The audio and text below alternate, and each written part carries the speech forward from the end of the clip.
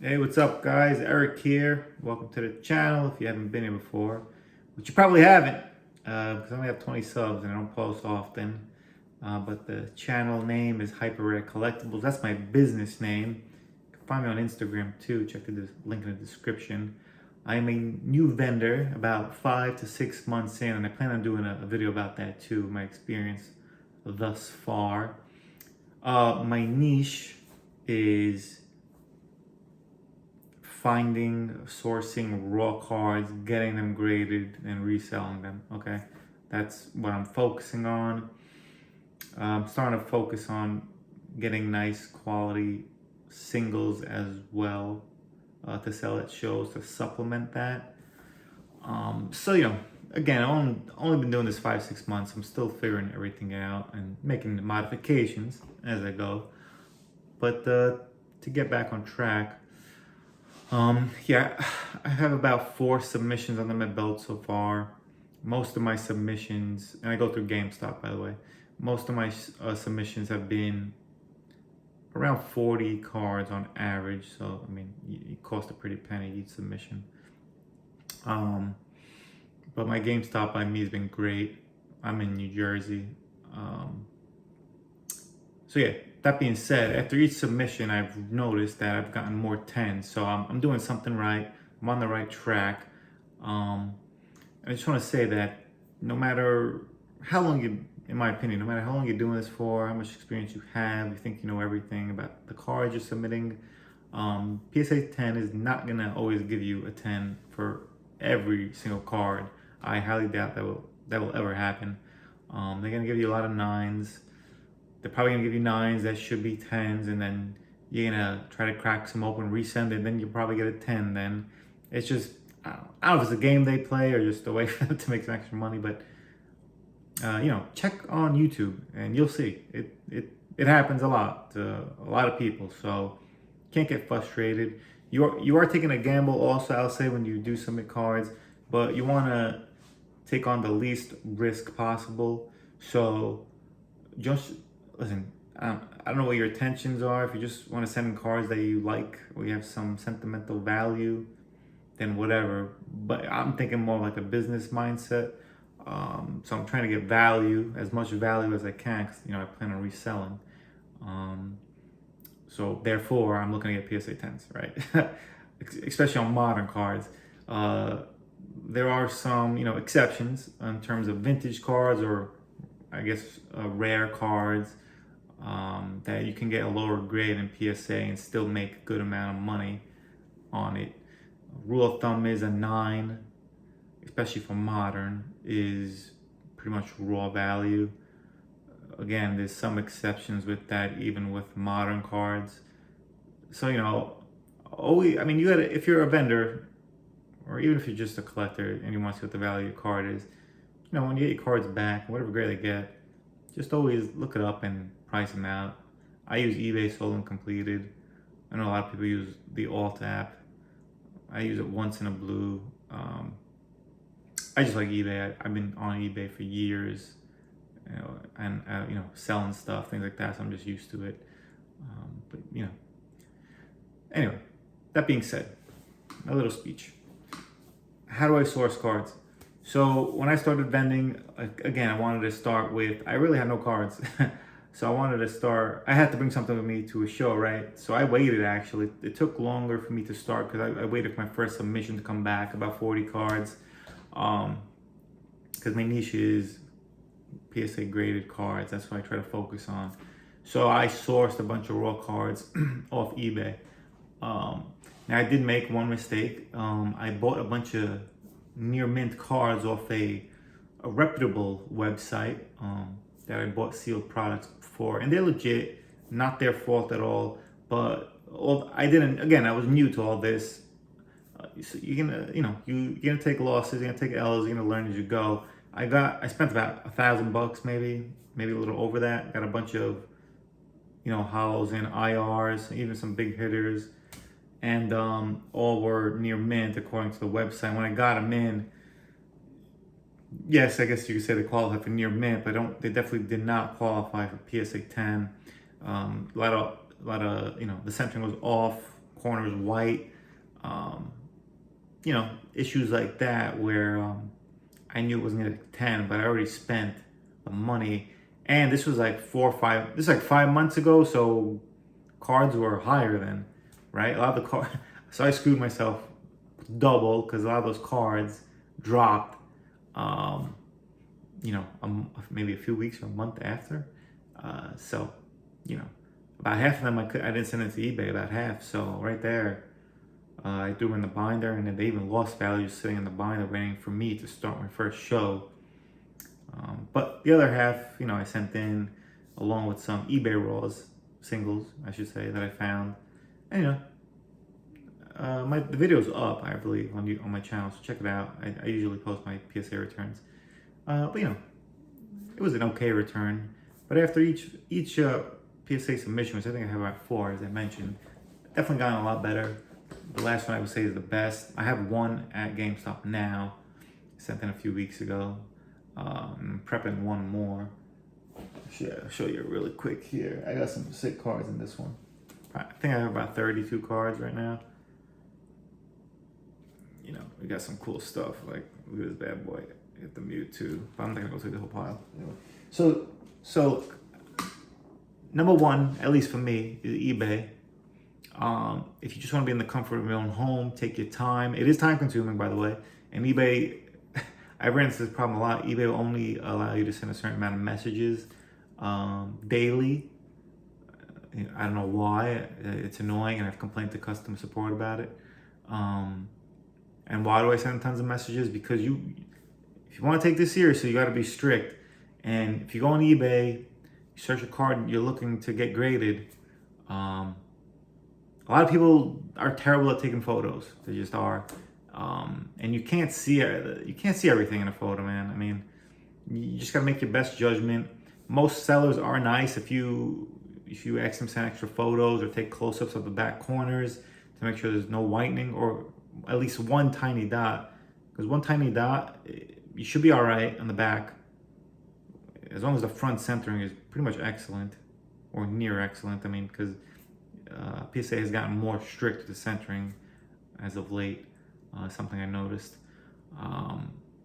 These things are very important. That's why you always ask for extra photos, because a lot of sellers on eBay are terrible. The lighting is terrible. They use like backdrops or plain mats and you can't see shit. I would say about 99% of sellers are okay. I've had like a handful just be jerk offs and be like, no, look at the photos I posted in the listing. I'm like, all right, fuck you too then, you know. So hey, listen.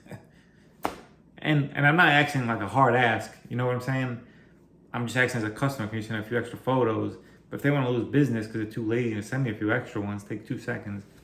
It is what it is, not my problem. I'll buy it for someone else. Because there's a lot of other nice people who will send you multiple photos. So yeah, eBay. What else there is? I would say number 2 place would be card shows. Especially if you're a vendor, you know, you're buying at a discounted rate, so right? So that's the good thing with that. I will say, let me just backtrack. On eBay, you're mostly buying at market. You can get like bundle deals or send offers and get a little bit of a discount.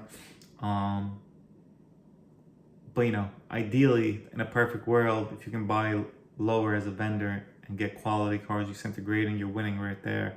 It can be tough though. I mean, you know, because every card you get is not going to be like excellent condition. It's not easy. Damn, I had another thought on the eBay thing. Oh yeah, so in eBay, another thing you should think about, I don't pay taxes on the cards. I did like the first month, and I found out how to like get a tax ID and like a resale certificate for like an online business, which I'm doing from my home, right? And eBay reports everything I buy anyway directly, so I'm good with that, you know. So yeah, so I'm good with that, saving some money with the tax thing. So eBay number 1 for me, at least. It might get switched to with the vendor thing, which I'll explain now, but you know, we'll see. So number 2 is being a vendor. You know, I mean, if you got money and you're buying collections, you're buying some big hitters, whatever the case may be, or older cards. Some people don't care. Like, not everyone likes to grade their cards, so they'll send you mint. Well, they'll trade you or sell you mint cards, and either they just want the cash, they're done collecting, or they want to trade for a card you have already, and they don't mind. You know what I'm saying? Trading you in a near mint card that qualifies for possible PSA 10. So, and again, you're paying what, 70% maybe if you're buying, maybe 85% if you're trading. It all depends on the card, obviously, but getting a little bit of a discount right there. One of the pros of being a vendor, it's business. It is what it is. I'll move on from that. And I need to do that more, by the way. I've been focused too much on the eBay stuff. But I'm trying to pick up doing more shows and things like that. And number 3, I don't know. Maybe Facebook Marketplace, but I don't really use it. Actually, number 3 is, I would say, go to physical stores. I don't really do that much either, which I need to start doing more. So there's a lot of shops by me, especially in New Jersey, entire the state itself. There's tons of card shops.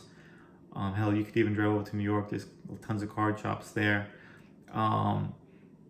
There is one by my house that I did find a few quality cards last week. So that worked out. They have a small Pokemon selection, though. It's not that big. They're expanding. They're mainly a comic book shop, that's why, but they're expanding into the Pokemon stuff, you know. The stuff sells quick also, so when I go, you know, you gotta get there quick. If they have new inventory, the stuff is gone. I mean, so Pokemon's that hot. The only downside that I would think with, you know, shopping in person for raw cards and trying to see if they're good for grading, is you may piss off the employees there. And I know you might say, well, then that's a shitty store. They don't provide good customer service. Yeah, I get all that, but you just gotta think about, say some of these stores have like tons of singles. Like you gotta be meticulous when you're looking at these cards if you're serious about getting PSA 10s. Because you gotta take them out the sleeve, look at the front, inspect the front and back and all the corners. Now, if you want to buy multiple cards or potentially buy multiple cards, I mean, you're asking the person behind the counter, hey, can you grab that for me? Hey, can you grab that for me? Hey, can you grab that for me? I mean, and you can be there a long time and you might piss this person off, or think like, listen, enough. You're touching all the cards. You might not even buy you might not even buy 90% of the cards or more that you asked him to get for you, because who knows, maybe this shop, they send cards in to get graded as well. You know, and whatever they don't think is going to be a 10, they put it in the display case. Now you're wasting time and the employee's time, but you know, you guys don't know that, right? You're doing your due diligence, and that's just something to think about. I can see that being an issue for some stores and some store owners who don't have patience to deal with that from a customer. And again, it's harmless, but you know, some people don't want you touching a bunch of cards or asking for a million things, then you end up buying nothing, right? That's just one of the downsides. I think of that. That's why I do like the eBay thing, because I'm in the comfort of my own home, take my time. You know, it is what it is. And again, the vending. So those are 3 I would suggest. Maybe Facebook Marketplace is a 4th. I bought a few cards on Facebook Marketplace. But again, sometimes when you meet up with the person, card is not as good as, I mean, still near mint, but you get to see, when you see things closer in person, you're like, oh, damn, all right. That can also be another thing with eBay, by the way. eBay is not perfect. You can, no matter how many pictures you get, it comes in the mail, you miss things, right? Things look different in real life, in person, than in photos. There's subtle differences that you will not catch. So it's hit or miss. It's a gamble. When that happens, I either just take the L and I throw the card in my binder and try to sell it at a show. And it doesn't always happen, sometimes. And I do get like cards that legit are nice, as the listing said. So, you know, you gotta, if you want to play hard, you gotta, whatever the hell the saying is, you gotta win. You gotta win, play to win. That's it. So I just want to turn the camera around. My mouth's getting dry because I'm talking too much. I'm not used to talking all the damn time. So look, all right, so I didn't want to show you this first, but I'm gonna start with the TCG. Let's use this card for an example. This is a nice card, by the way. Gengar VMAX, Sword and Shield, 08, right? It's 157, 264. So what we want to do is go on TCG, and this is just an example of any card you want to get graded or look for. You go to near mint, click near mint, and I don't even know what I'm seeing right now because I'm looking at the back of my camera case. So hopefully I'm picking this up. But near mint price, $29. All right, beautiful. That's wonderful. You go to eBay. I already have it set up for you. Sold. You want to go down always when you put the card in, the name. Right. You want to go down. Sold and completed listings right here. It's on the left-hand side. Now look, August 27th, sold for 200. That's pretty high. Yeah, 125 free shipping. That's actually low. So you just gotta look at a bunch of the most recent ones and just try to get like an average price. Right off the bat, I don't know. I would say maybe this is around $200. And Gengar cards have been going up lately. And Gengar cards are also sell like very quick, especially, and I could tell you that firsthand when I'm vending. They sell all the time for me. So it's like raw Gengar cards are good to get graded. So a card like this, nice card, sick artwork, underappreciated, and you saw the raw value. Say you sell it for 200, right? Say it's 200. You buy it for 30. 30 minus 200, 170. Grading fee, 20 bucks. Making $150 profit, brother. That's just an example. Here's another example.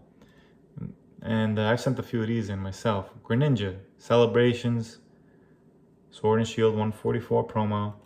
Now, we all know it's been going, well, I hope you know, but it's been going insane. 150%, 56% it's up. It was actually up a little more than that too. You can look at this 200, blah, blah, blah. Market price right now for near mint is 18. Same thing. Type it in, PSA 10 in the search bar, sold and completed on the left. Look guys, come on. Buying a raw for 17, look how much it is at a PSA 10. Constant sales, 674, 649, 600, 550, 570. I mean, 475 is pretty low, so for me. And why is this, again, so this is a little different. Why is this one so much more expensive than the raw value of $17? Because this one, it is hard to get in a 10. I sent about 4 or 5 in. All of them came back 9s except one. And that's actually pretty good. There's people who've sent in many of these and gotten just straight up 9s, maybe even 8s, because the centering is kind of terrible on them. So yeah, that's why, again, there's exceptions to the rule in terms of why some cards' value shoot up dramatically compared to other cards. So, I mean, I can do the math for you, but I just told you raw, it was what, 17 or 18? And this is what it is in a PSA 10. And your grading fee's 20. Guess what, guys? You're winning, and you're winning big. So, yeah, that's just the game. And you can do that with multiple cards. And here's another little tip for you. Go to pokedata.io. Okay, English. You go to sets in the top left corner. They have all the different sets from all the eras. I don't like to do what everyone else is doing, focusing on the new sets, modern. I like to mix it up a bit, especially if, vending is something new I'm trying to do, just to have different types of product. So I go to like older sets, okay? And again, this is not easy what I'm doing. Say I want to go to platinum. My internet's being stupid. Or maybe it's the website, actually. All right. Say whatever. Let's just say, okay, now I'm scrolling up to black and white. But let me just pick regular platinum, actually. So so on this site, if you've never been here before, it'll usually go highest value raw from highest to lowest for the card in that particular set. So again, this is not easy because these cards are older, very hard to find in your mint in the wild or even on eBay. It's going to be very, very difficult. So don't think it's just easy, but I'm just giving you like an example. I like to go back, pretty much the point is I like to go back to older sets, pick a few cards, not always the top dog, because again, it's nearly impossible. Well, this is a sick card. You can, I wonder what it is in a PSA, let me see. It says that was 1,000, the Giratina. I don't know how accurate PokeData.io is with their PSA 10 value. Again, I don't really rely on that. But again, whatever card you want to like, pick any card you like here. You know, go on eBay, do the same thing, search it, try to find something that looks near mint. There may not be any listings, and you're just gonna have to like disregard that card and move on to another one. You have to move on to the Shaman or the Vulpix, you know, or there's sometimes you don't find anything and you have to move on to a different set completely. It is what it is. But that's the point of that. Let me switch this around. I hope that I got that on video, because like I'm holding it in my hand. Let me fix the camera here. I'm holding my phone in my hand and I'm trying to show you my screen. I don't have a webcam, so I can't do that, you know, the OBS nonsense, the double screen and all that. So whatever, man. I'm just winging this shit. I don't have patience for this stuff. All these edits and this. So yeah, I think I covered everything I wanted to cover. If you have any questions, you just leave it in the comments, because you know, I've taken L's. I'll be honest, I've taken L's. Still learning every day. I learn at every show I go to. One thing is to befriend other people, other vendors. There's a lot of nice people there, nice vendors. There's also gonna be a few like scummy or shady ones, so just be careful of those if you're starting out. You know, you kind of can use good judgment, use your head, and also you know, that could be like a whole nother topic though. You also be careful with certain customers too. They'll try to pull a quick one on you for things. But yeah, do those things if you want to find quality raw cards to get them graded for 10s. I go through GameStop. You can do that as well, or you can just make a PSA account. If you live in New Jersey, you can also drop off cards at certain locations. You can also drop it off directly to PSA. In Jersey City, they have a location. I've never done that personally, but I've heard people who have. They say it's pretty smooth.